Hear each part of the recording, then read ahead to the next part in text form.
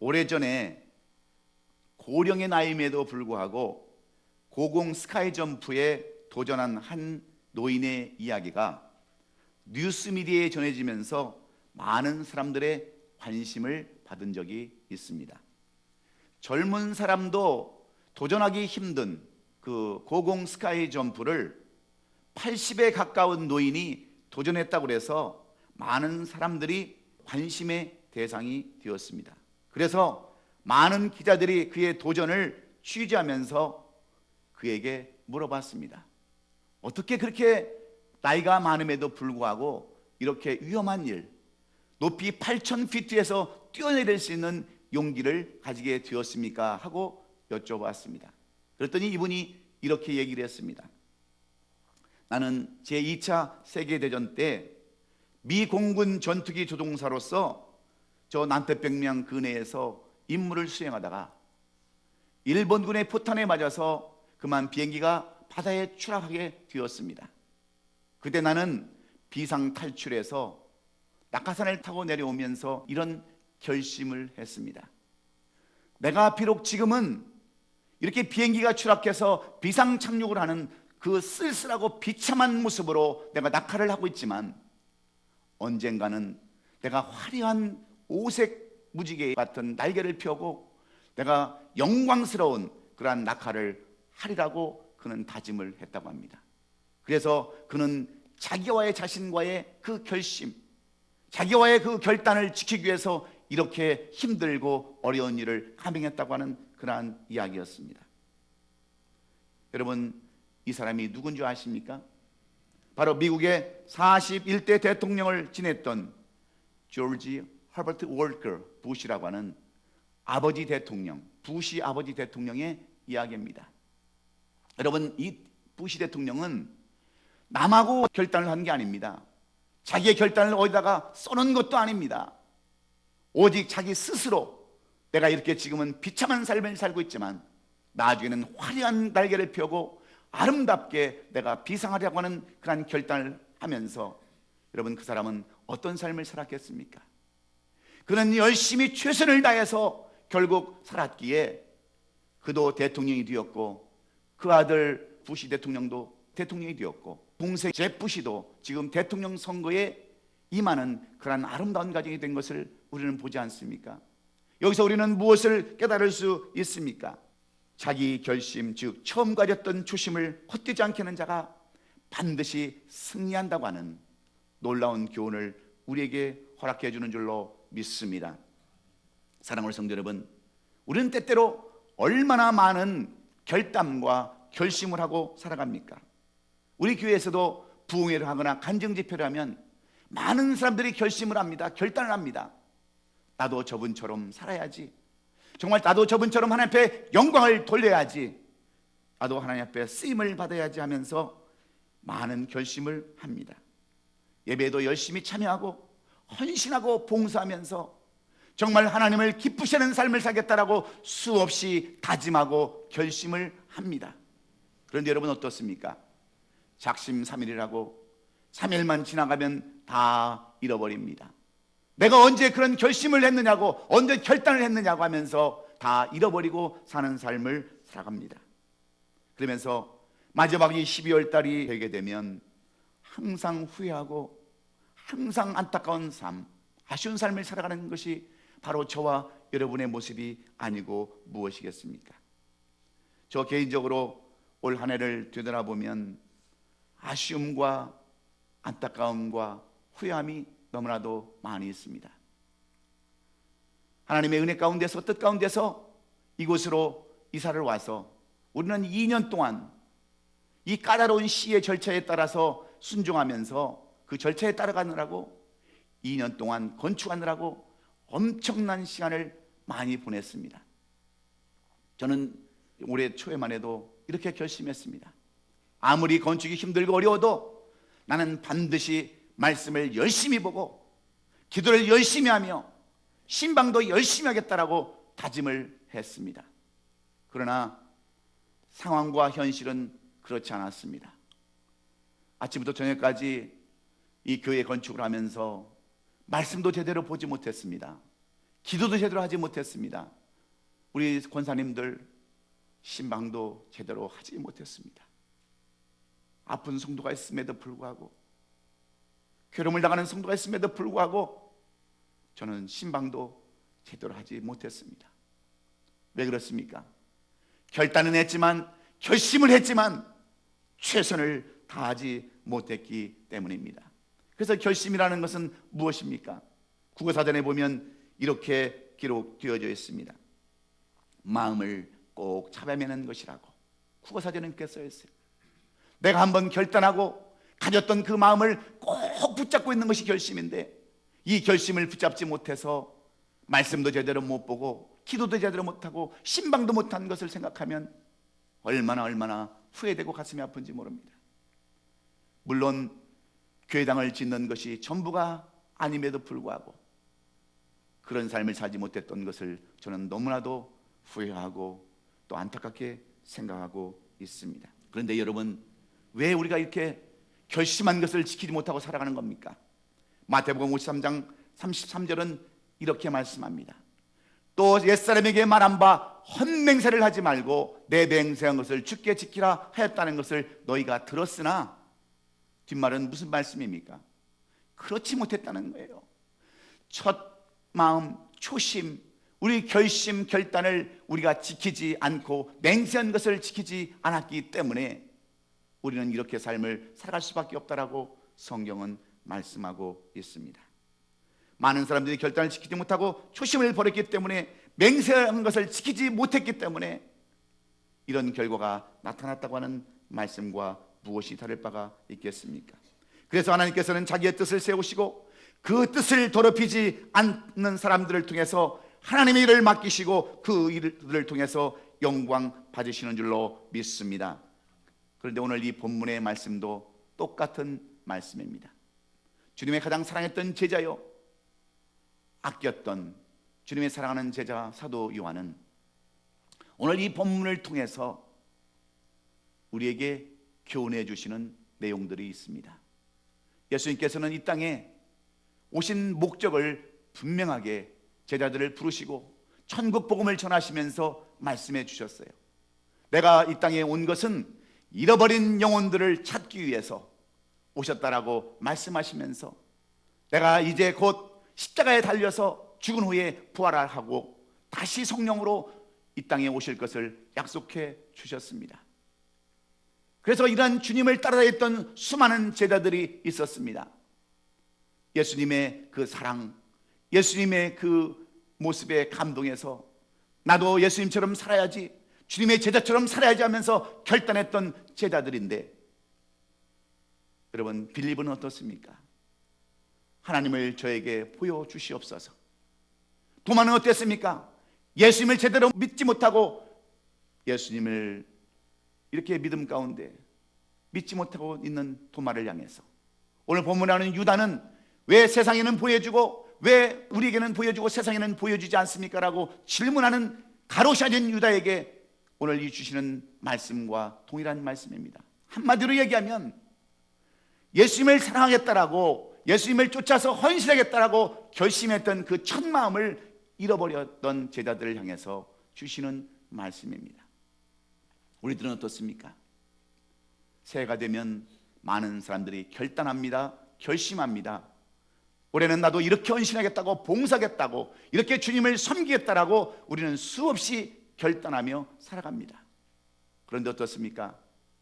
세월이 지나고 또 시간이 가면 갈수록, 교회가 어려우면 어려울수록 많은 사람들이 그 결심을 다 잃어버리고 초심을 잃어버리고 세상을 향해서 나아갈 때에, 오늘 주님의 제자 사도 요한은 그러면 어떻게 우리가 이 결심을 지키고 첫 마음, 주님을 사랑했던 첫 마음을 지키고 살아갈 수 있는가, 이 비결을 우리에게 소개해 주고 있는 말씀이 오늘 요한복음 14장 18절로 26절의 말씀입니다.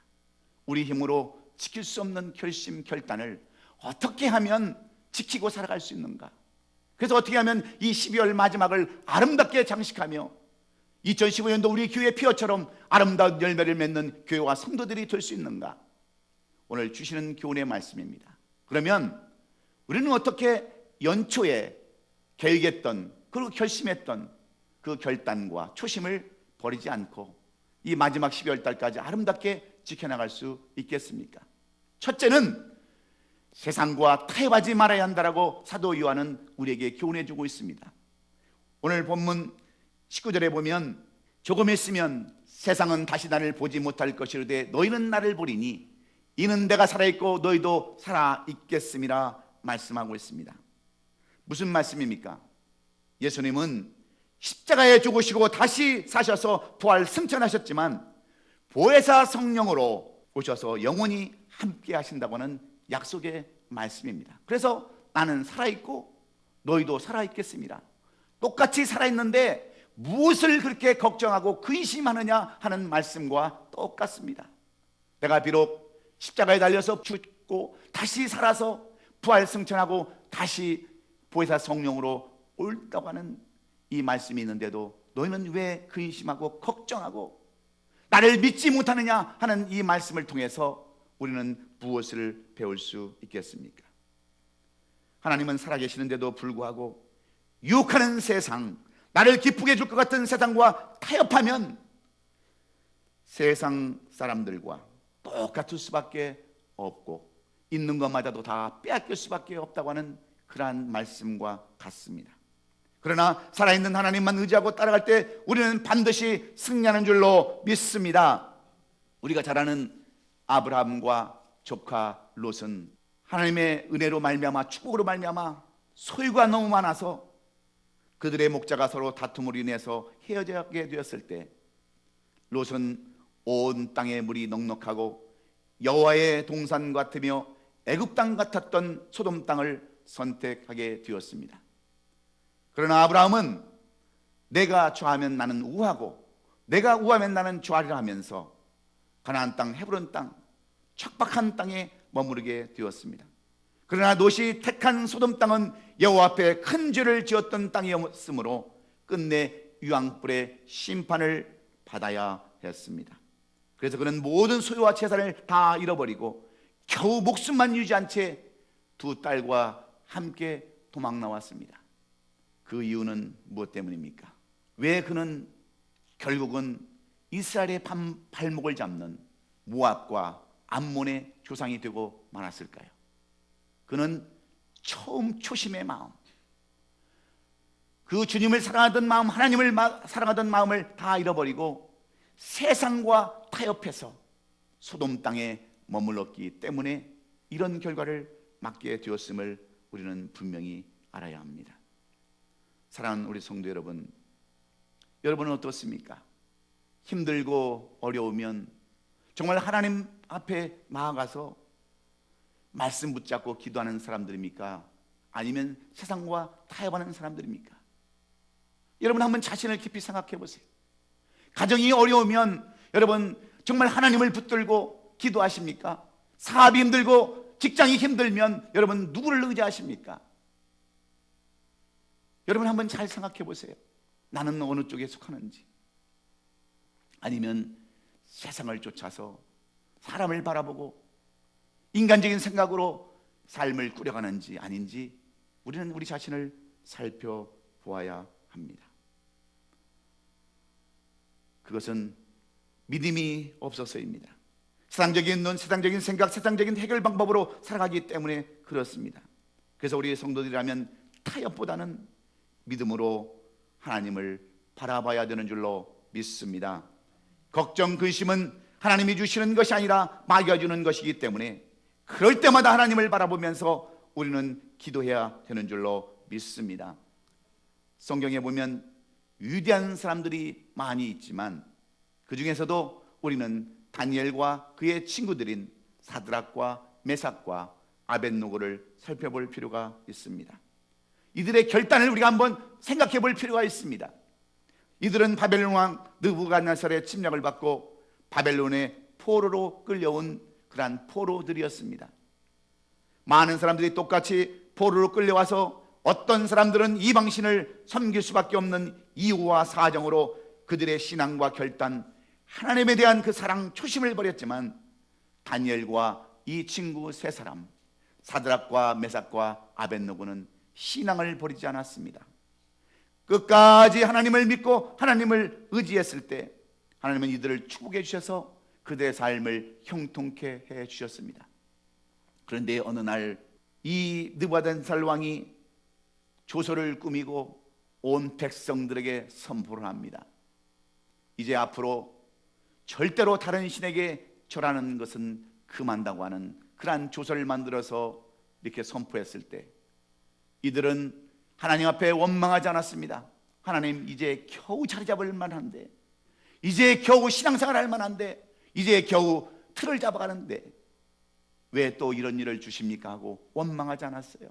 불평하지 않았습니다. 오히려 능히 너희를 내 손에서 건져내실 이가 어떤 신이겠냐고 물어보는 느부갓네살 왕을 향해서 이 세 사람 친구들은 어떻게 대답하고 있습니까? 왕이여, 우리가 섬기는 하나님이 우리를 극렬히 타는 불목 가운데서 능히 건져내시겠고 왕의 손에서도 건져내실 것입니다. 행여 그리 아니하실지라도 우리는 왕이 세운 금지상에 절하지 않겠나이다. 이렇게 결단하는, 결심하는 그들의 마음을 우리가 볼 수 있습니다. 그랬을 때 화가 난 느부갓네살 왕은 평소보다도 7배나 뜨거운 불못불을 준비하고 그들을 집어넣습니다.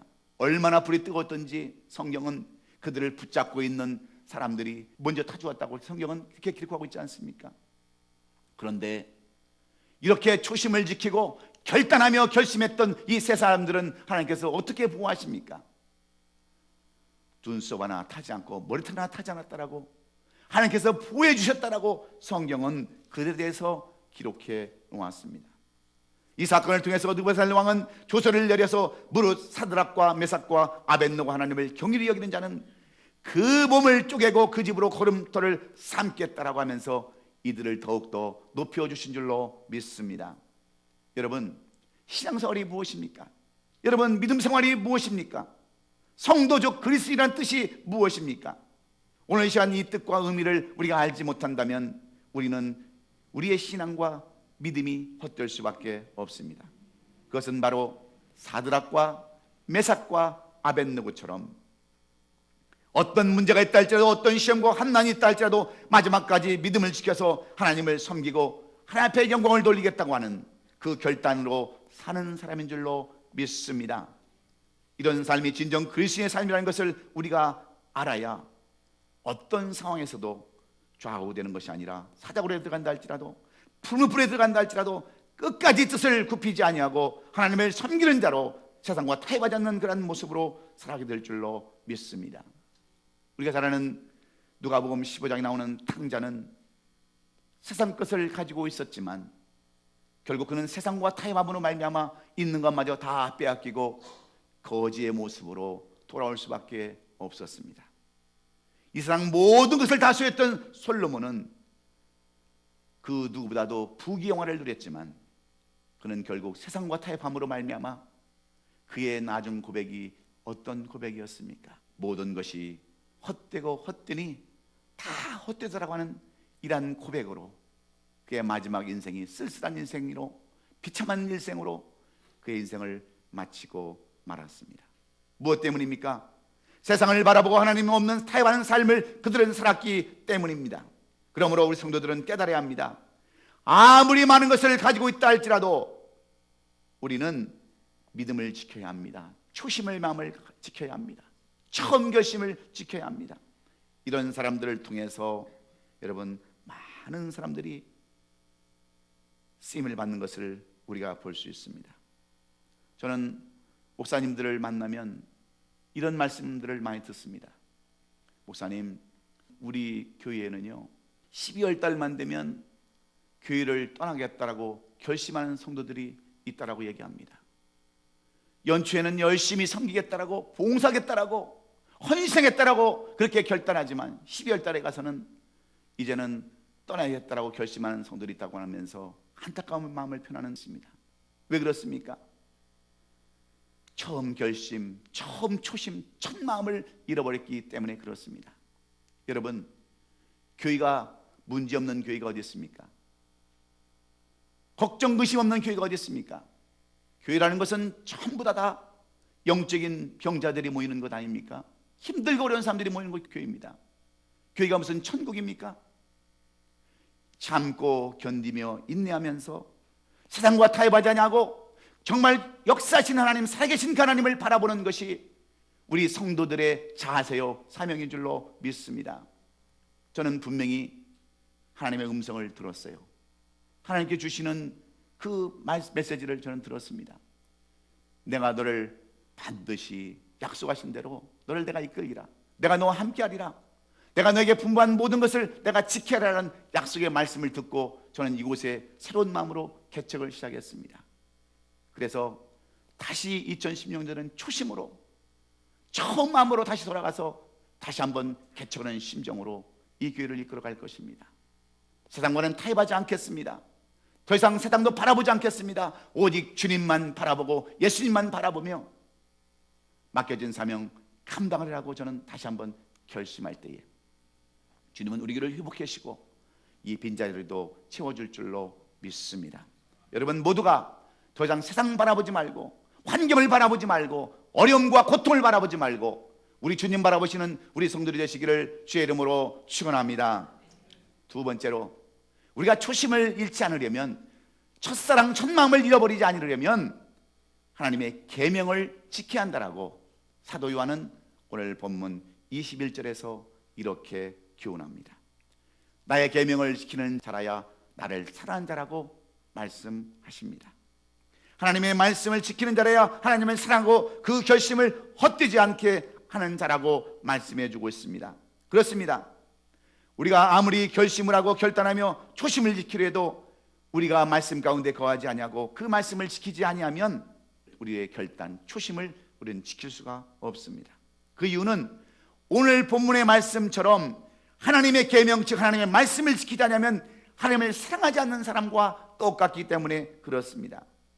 여러분, 이 세상의 모든 금은 보화가 다 하나님의 것임을 여러분은 믿습니까? 아멘입니까? 하나님의 말씀을 지키는 자들이 정말 다 이렇게 아멘하면서 마음은 때로 그렇지 못할 때가 있습니다.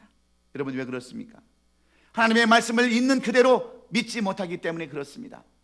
모든 것이 다 하나님 것임을 알면서도 우리는 얼마나 걱정하고 근심하며 살아가고 있습니까? 주님의 제자 베드로를 한번 보십시오. 베드로는 3년 동안이나 주님을 따라다니면서 많은 사랑을 받았습니다. 그런데 그 주님의 말씀이 마음에 와 닿질 않는 겁니다. 이해가 되지 않는 겁니다. 그래서 끝내 주님을 부인하고 저주할 수밖에 없었습니다. 예수님의 말씀을 말씀대로 지키지 못했기 때문에 예수님을 사랑할 수 없었고 십자가에 돌아가시는 그 모습도 외면한 채 도망가야 했던 신앙의 변절자가 될 수밖에 없었습니다. 그러나 부활하신 예수님의 음성을 듣고 그는 비로소 주여 나를 떠나소서 나는 죄인을 소이다 하면서 회개하고 변화된 모습을 우리는 보지 않습니까? 여러분 이렇기 전에 사도 베드로는 어떻게 고백했습니까? 영생의 말씀이 계심에 내가 누게로 가오릴까? 이렇게 그는 고백했던 그 고백이 다 어디로 가고 이렇게 주님을 부인하며 살아갈 수밖에 없었을까요? 그것은 하나님의 계명, 약속의 말씀을 믿지 못하고 지키지 못했기 때문입니다. 사랑하는 성도 여러분, 우리가 누군가를 사랑한다면 그 사랑의 약속은 반드시 지키게 되어 있습니다. 사랑하는 사람은 남의 험담을 들어놓고 남을 정죄하지 않습니다. 어찌 남을 험담하고 남을 정죄하는 사람이 남을 사랑할 수가 있겠습니까? 교회를 다니면서 자기가 다니는 교회를 험담하는 사람도 있습니다. 사역자들을 비방하고요, 장로님들을 비방하는 사람들도 있습니다. 그러면서 어떻게 예수님을 사랑한다고 말할 수 있겠습니까? 예수님을 사랑하듯 상대방도 사랑해야 되는 겁니다. 그래야 성도라는 말이 어울리지 않겠습니까? 그래서 오늘 본문 21절에 예수님을 사랑하는 자는 예수님의 계명을 지키는 자라고 이렇게 말씀합니다. 예수님의 계명을 가지고 지키는 것이 여러분 무엇입니까? 요한 2서 1장 6절은 이렇게 설명합니다. 또 사랑은 이것이니 우리가 그 계명을 따라 행하는 것이요 계명은 이것이니 너희가 처음부터 들은 바와 같이 그 가운데서 행하는 것이라. 계명을 사랑으로 지키는 것이다 이렇게 말씀합니다. 뿐만 아니라 요한 1서 3장 23절은 그의 계명은 이것이니 곧 그 아들 예수 그리스도의 이름을 믿고 그가 우리에게 주신 계명대로 서로 사랑하는 것이다. 여러분, 계명을 지키는 것이 무엇입니까? 서로 사랑하는 것인 줄로 믿으면 아멘 하십시다. 그런데 교회를 열심히 다니면서도 헌신도 아니합니다. 봉사도 안 합니다. 사랑도 안 합니다. 그런 여러분 어찌 하나님의 계명을 지킨다라고 말씀할 수 있겠습니까? 그러나 우리에게는 기회가 있습니다. 비록 우리가 지금까지 11개월 동안 살았지만 이런 삶을 살지 못했다면, 주님의 계명을 지키고 말씀대로 살지 못했다고 한다면 우리에게 남은 한 달이 있음을 우리는 기억해야 합니다. 요한계시록 2장 21절에 또 내가 그에게 회개할 기회를 주었을 때 자기 음행을 회개하고자 하지 아니하는도다 말씀하시면서 우리에게 회개를 주셨다고 하는 것을, 기회를 주셨다고 하는 것을 분명히 말씀해 주고 있습니다. 그러면서 요한계시록 3장 15절로 16절에서 우리에게 주시는 교훈이 어떤 교훈입니까? 내가 내 행위를 나누니 내가 차지도 아니하고 뜨겁지도 아니하도다. 내가 차든지 뜨겁든지 하기를 원하노라. 16절에 내가 이와 같이 미지근하여 뜨겁지도 아니하고 차지도 아니하니 내 입에서 너를 토해내리라 말씀하고 있습니다. 무슨 경고의 말씀을 우리에게 주고 있습니다. 우리에게 다시 기회를 주셨는데 뜨겁지도 아니하고 차갑지도 아니하고 미지근한 그러한 신앙으로, 삶으로 살아간다면 결국 주님이 뱉어버리는, 버림받는 삶을 살 수밖에 없다고 하는 이 경고의 말씀을 통해서 우리는 무엇을 배워야 합니까? 여러분, 입술로만 아멘하고 부르짖으면서도 행동은 부정적이고 불평불만을 통하는 사람이 어찌 여러분 쓰임을 받을 수 있겠어요? 요한복음 33장 22절에는 무엇인지 구하는 바를 그에게서 받나니 이는 우리가 그의 계명을 지키고 그 앞에서 기뻐하시는 것을 행함이라. 우리에게는 구하는 것들이 여러 가지가 있습니다. 그런데 그 기도의 응답을 받는 것은 바로 계명을 지키고 하나님을 기뻐하시는 것이라고 분명히 말씀해 주셨습니다. 그러므로 우리는 이 마지막 12월에 하나님의 계명을 지키고 하나님을 기쁘시게 하는 삶을 사심으로 말미암아 더 이상 차갑지도 뜨겁지도 아니하는 미지근한 삶을 벗어나서 뜨거운 신앙으로 열정을 가지고 다시 한번 회복하며 우리 주님이 주신 계명 사랑하면서 이 12월을 아름답게 보내는 우리 성도들이 될 수 있기를 주의 이름으로 축원합니다. 다시 한번 여러분, 초심을 버리지 않으려면 하나님의 계명 약속의 말씀을 붙들고 끝까지 나갈 때에 승리하는 삶을 살게 되신 줄로 믿습니다. 마지막으로 초심을 버리지 않는 그러한 사람은 기도하는 사람이라고 사도 요한은 우리에게 교훈해 줍니다. 오늘 본문 26절에 보면 보혜사 곧 아버지께서 내 이름으로 보내실 성령 그가 너에게 모든 것을 가르치고 내가 너에게 말한 모든 것을 생각나게 하리라 하셨습니다. 무슨 말씀입니까? 기도할 때 성령이 역사로 가르쳐 주시고 생각나게 해주셔서 우리가 필요한 모든 것, 결단하고 결심한 것들을 다 이루게 해주신다고 하는 그러한 말씀입니다. 그럼에도 불구하고 많은 사람들이 어떻게 기도하는지를 몰라서 기도하지 못한다고 이야기를 합니다. 그러나 사실대로 솔직히 이야기하면 몰라서 못하는 것이 아니고 여러분 게을러서 못한다고 하는 것을 우리는 분명히 알아야 합니다. 기도는 방법으로 하는 것이 아니라 중심으로 하는 것이기 때문입니다. 정성으로 하는 것이 여러분 기도이기 때문에 그렇습니다. 그래서 주님은 우리에게 어떤 기도를 하라고 말씀합니까? 항상 기도하고 쉬지 말고 기도하라고 말씀하셨습니다.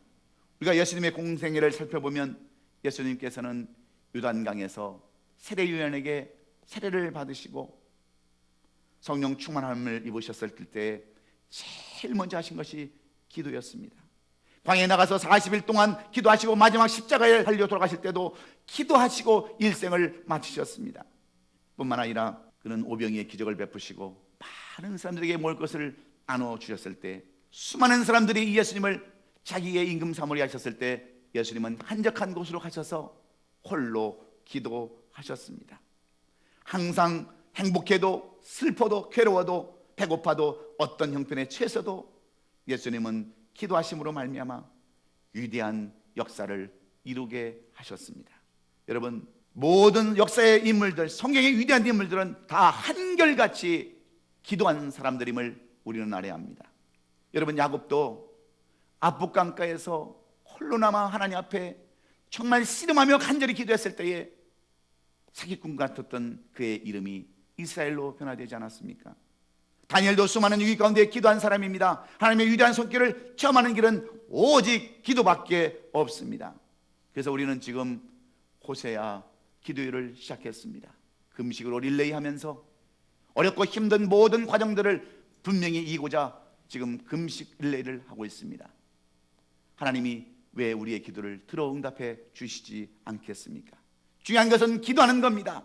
포기하고 모든 것을 떠나고 다 결심을 해쳐버리는 것이 아니라 하나님 앞에 간구하고 기도할 때 하나님께서는 역사하심을 우리는 기대해야 합니다.